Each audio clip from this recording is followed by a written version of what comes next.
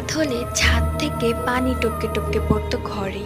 কিন্তু আমরা যখন তা দেখার জন্য ছাদে যেতাম, যখনই ছাদে যেতাম তখন দেখতাম পুরো ছাদ শুকনা। তাহলে এই পানিগুলো কোথা থেকে আসছে, এই নিয়ে অনেক চিন্তিত আছেন এক ব্যক্তি। তিনি সবেমাত্র নতুন একটি বিল্ডিং করেছে। সেই বিল্ডিংটি ছিল মাত্র দোতলা। নিচতলায় তারা থাকতো এবং ওপরে ছিল ছাদ। কিন্তু রাত হলে ওপর থেকে টপকে পড়তো পানি। এটি দেখার জন্য সবাই মিলে ছাদে গিয়েছিল, কিন্তু যেখান থেকে পানি পড়ছে সে জায়গায় গিয়ে দেখে সে জায়গাটা পুরো শুকনা।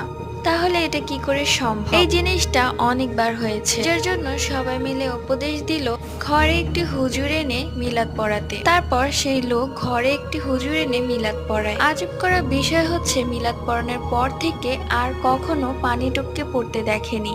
তাহলে এই রাত হলে পানি পড়ার সাথে মিলাদ পড়ানোর শেষ হওয়ার যে ব্যাপারটা, এটা যদি কেউ জেনে থাকেন অবশ্যই কমেন্ট করে জানাবেন।